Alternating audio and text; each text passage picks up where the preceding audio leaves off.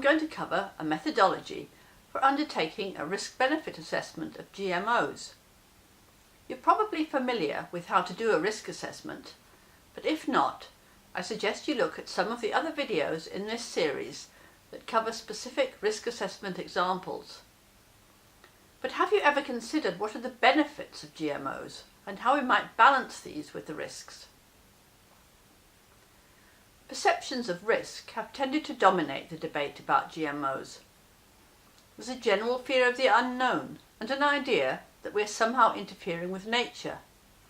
Then, if it's something that is produced by Monsanto or one of the other multinational companies, it must be bad. It's taking control away from the farmers, who will lose access to their traditional land races and who won't be able to save seed.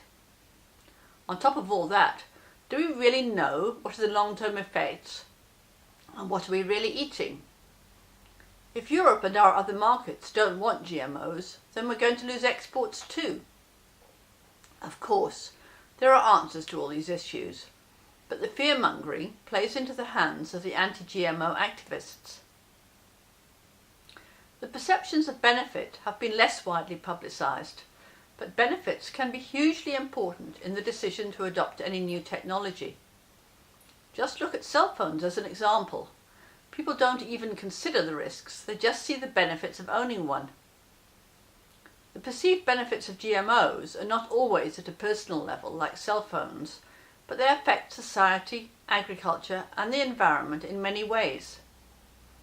First, they can give higher yields than conventional crops, resulting in greater food availability. Then, they also contribute to sustainable agriculture, reducing greenhouse gas emissions and needing less pesticides. The next generation of GM crops will have nutritional improvements, such as higher vitamin A content. Then there's the potential to reduce or eliminate the need for tillage, which can significantly reduce soil erosion. The farmers can generate more profits while using fewer chemicals, resulting in a better environment for all. The trouble is that right now we have a standoff between those who are shouting the odds about the risks and those who are on the benefit side of the fence. We need a way for the two sides to move forward together. Unfortunately, up to now, the focus has been almost entirely on risk. Most countries, certainly in Africa, are signatories to the Cartagena Protocol on Biosafety, but this only talks about risk and risk assessment. Unfortunately, risk assessment only looks at the negative side of the equation. If we only thought about risks in everyday life, we'd never adopt anything new. We certainly wouldn't be driving in cars or flying in planes. The Cartagena Protocol is based on the precautionary principle, which has an exclusive focus on risk. To quote from the protocol, it says that where there are threats of serious or irreversible damage, lack of full scientific certainty shall not be used as a reason for postponing cost-effective measures to prevent environmental degradation. The protocol focuses on environmental issues, but the concept of the precautionary principle is carried over into issues of food, feed and socio-economic issues. The problem is that the precautionary principle is inherently pessimistic regarding uncertain risks. So, if you're not quite sure, the message it puts across is that it's safer not to go ahead. The question, though, is that if there's no consideration of benefits, is any level of risk acceptable? It might be safer not to walk out of your house in the morning in case you get hit by a car. Oh, and you should avoid that hamburger because you might die of food poisoning. There must be a better way of looking at things. Well, there is another way. We don't have to focus only on the precautionary principle, where uncertain fear of serious harm calls for precaution. There is, in fact, something called the venture principle, which states that uncertain opportunity for benefit calls for positive action, in line with the common saying, nothing venture, nothing gain. Somehow, we need to make decisions based on a balance between these two concepts. Based on these two principles, we can consider risk and benefit as two sides of the same coin. So, where we might consider a hazard as something with the potential to cause negative effects, we can, on the other side, consider a positive effect with the potential to cause beneficial effects. A hazard can lead to harm, the degree of harm being the magnitude of the consequences if the hazard occurs. On the benefit side, we look at the magnitude of the consequences if the positive effect occurs. Then, while we consider the overall risk as a combination of harm and the likelihood of it occurring, we can, on the other side, consider the overall benefit as a combination of the potential benefit and the likelihood of it occurring. This then gives us a clear methodology we can follow to undertake a risk and benefit assessment. First, we identify and characterize the hazards and positive effects. We look at the likelihood of each of them materializing, and we assess the magnitude of the effect if each hazard or positive effect materializes. We can then characterize each of the risks or benefits in terms of the combined likelihood and magnitude. What enables us, though, to start to balance risks with benefits is that we can do this assessment semi-quantitatively. So, in an initial framing exercise, we would first identify all the hazards and positive effects that we need to consider. Then we would group them according to the area that they impact, whether environmental, agricultural, food-related, health-related, or socio-economic effects.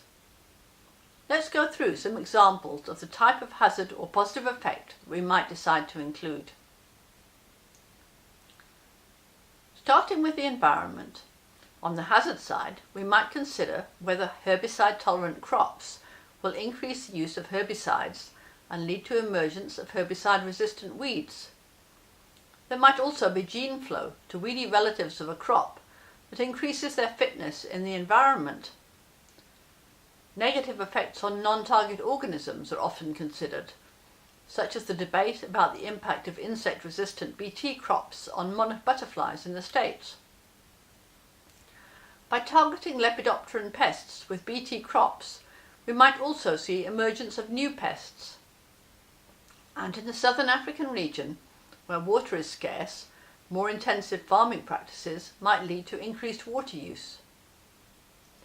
But on the positive side, we can envisage a shift to safer herbicides. For instance, atrazine is used extensively in maize cultivation, but it can pollute groundwater for up to 5 years. Glyphosate, or Roundup, used on herbicide-tolerant maize, degrades much more quickly in the environment.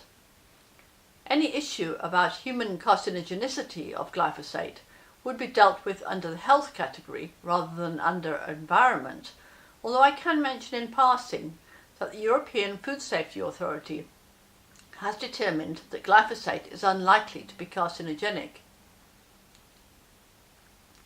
We can also envisage the positive effect of increased biodiversity due to reduced pesticide spraying, and the environmental benefits of being able to introduce low-till or no-till agriculture which preserves the topsoil and prevents environmental degradation. Where on the hazard side we can worry about increased environmental fitness of weedy relatives, on the positive side, in some instances there may be decreased fitness due to a higher metabolic burden. For instance, where plants are modified to be nutritionally enhanced. Then there are GM crops being developed with drought tolerance or salt tolerance, and these can have positive effects by reducing the need for irrigation. Of course, these are only examples and they're not intended to be exhaustive. Let's look next at some agricultural considerations.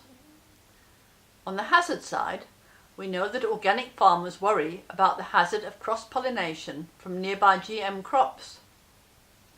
There's also the possibility that GM crops might not perform as expected.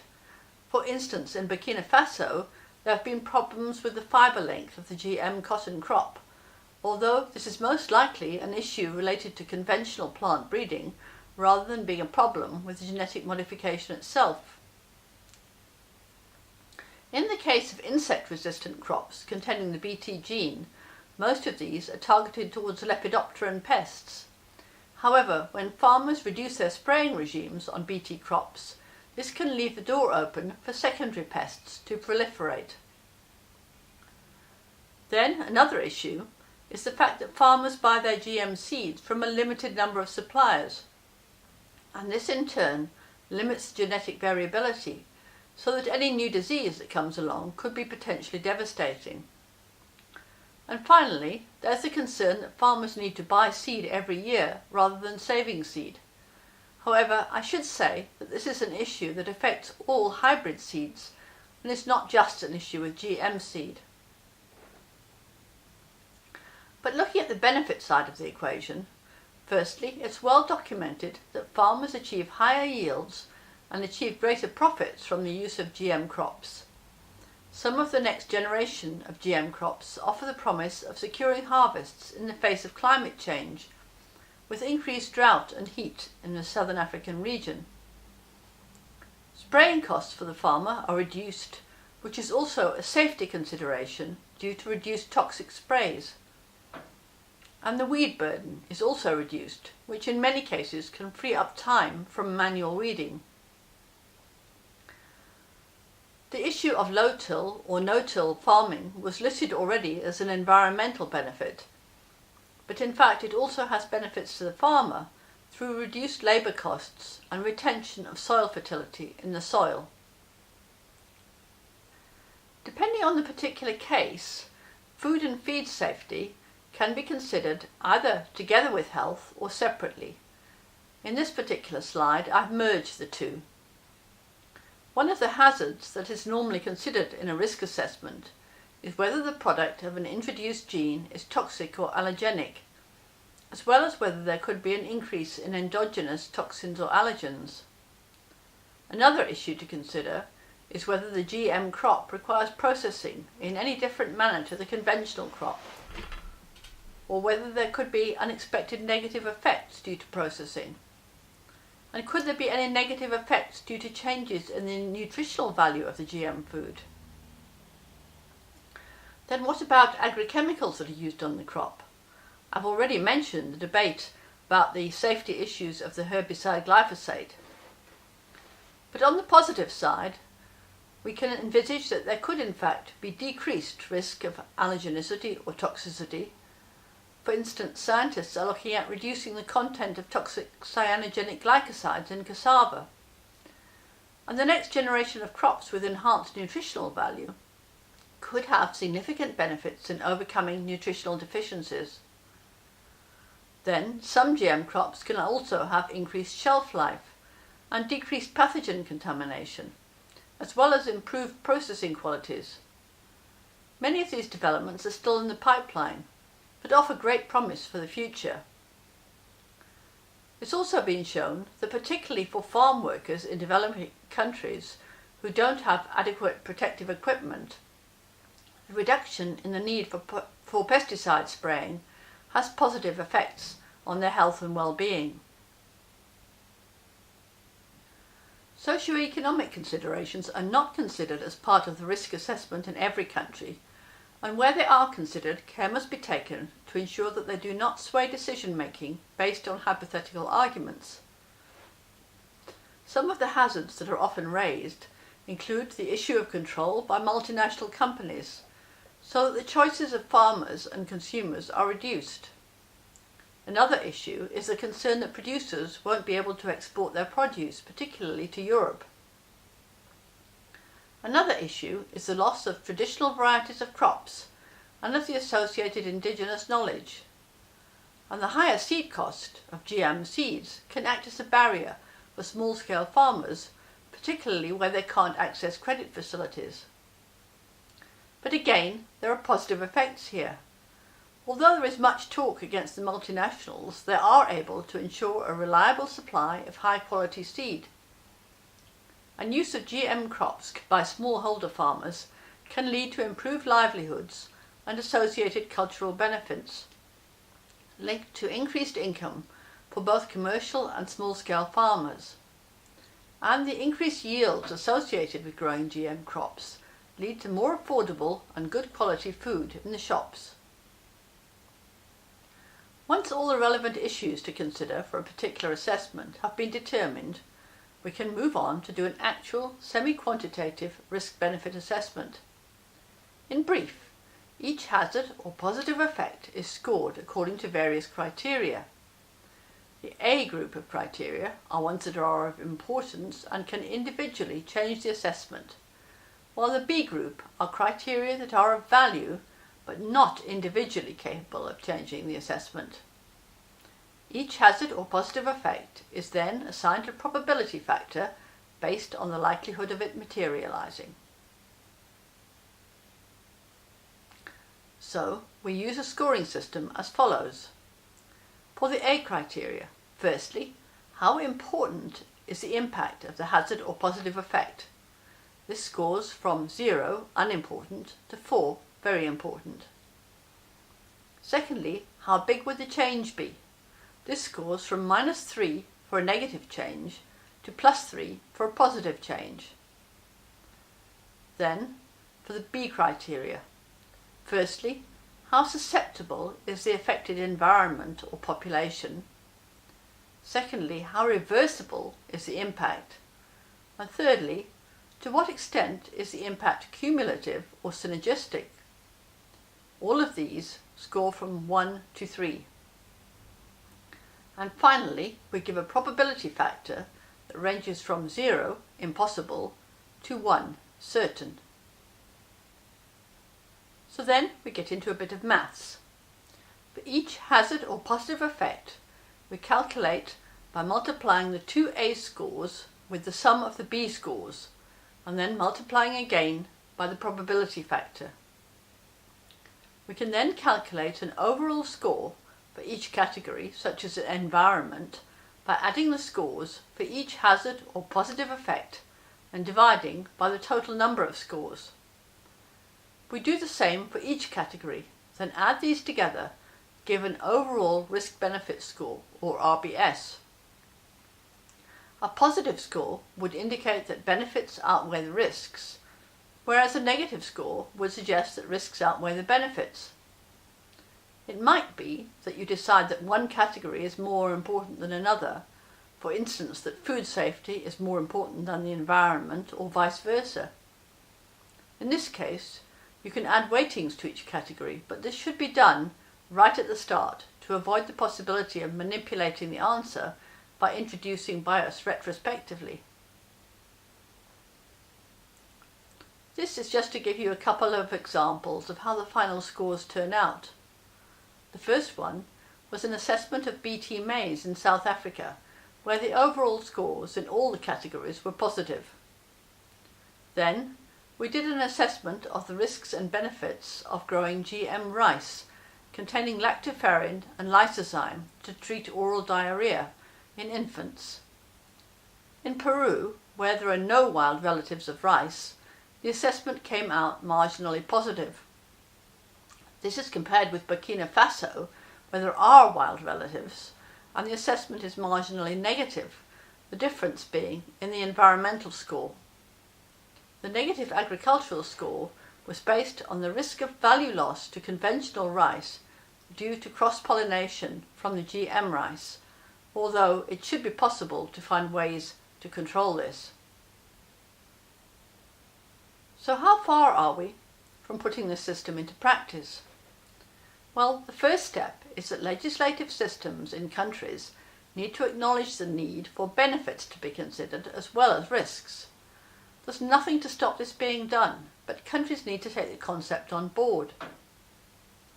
Then, the regulatory processes need to include an initial framing step, where the hazards and benefits that are to be considered are discussed and agreed ahead of the assessment. This isn't always the case, and certainly from my knowledge of the South African regulatory processes, for one, it is not the case. And finally, decision-making needs to be based on objective criteria, not on views and opinions that are not backed up by any real information. This isn't really anything new.